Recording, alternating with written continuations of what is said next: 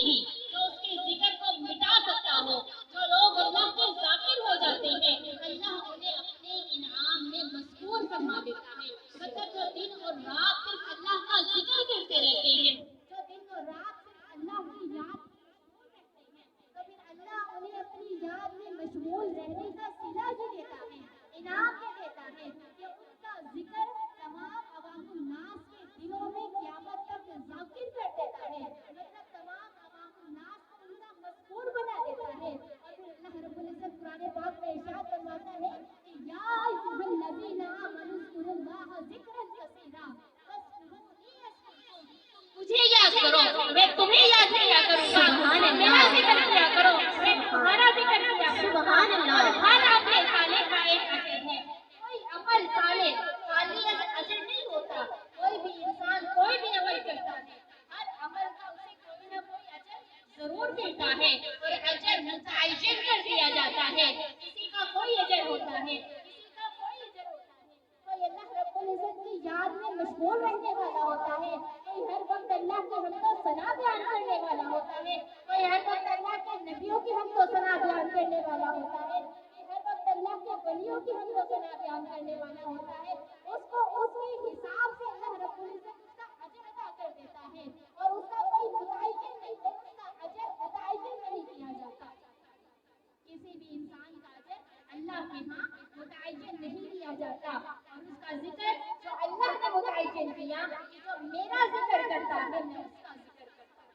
अब यहाँ से अंदाजा लगा लें कि जब उस रब्बे ज़ात को कुरान पाक ने फरमा दिया कि फ़ज़कुरूनी यज़कुरकुम, तुम मेरा जिक्र करो मैं तुम्हारा जिक्र करूँगा।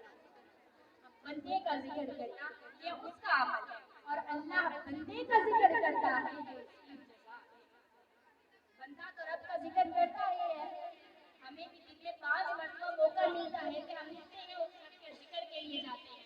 लेकिन अब जिस वक्त बंदा रब का जिक्र करता है, ये तो वो अपना अमल इख्तियार किए बैठा है, लेकिन जब रब खुद बंदे का जिक्र करता है तो वो बंदा कितना सुभान अल्लाह, कितनी खुशकिस्मती वाली सुभान अल्लाह कि अब रब खुद बंदे का जिक्र कर रहा है।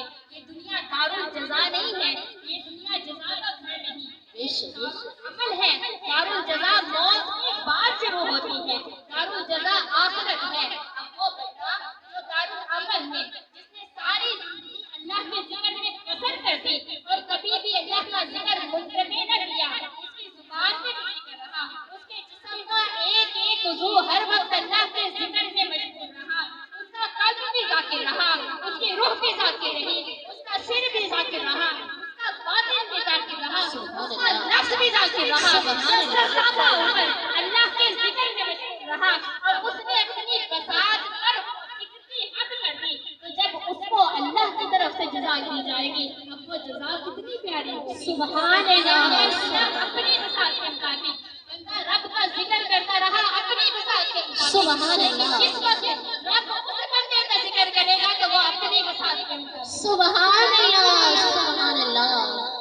बंदे ने सारी जिंदगी रब का जितना जिक्र किया, रब की जितनी याद ताज़ा की, ना सिर्फ उसकी बल्कि अब रब क्या करेगा कि रब लाखों मुर्दा दिलों को उसकी याद में मशगूल करता है। सुभान अल्लाह। ये रब बंदे को जज़ा देता है कि तूने लाखों मुर्दा दिलों को मेरे जिक्र में मशगूल कर दिया और मैं उससे भी लाखों बंदों को तेरे जिक्र में मशगूल कर दूंगा और तेरा जिक्र ऐसा होगा कि वो क़यामत तक जारी रहेगा। तो वलियों की ये शान है। मैं बार बार बयान कर रही हूँ कि आप ये बात भूल मत जाइएगा कि जो शान मैं बयान कर रही हूँ ये वलियों की शान बयान कर रही हूँ कि वली जिस वक्त अल्लाह के जिक्र में मशगूल रहता है तो फिर रब उससे इस कदर मोहब्बत कर देता है कि रब उसका जिक्र लाखों दिलों में मशगूल कर देता है। सुभान अल्लाह।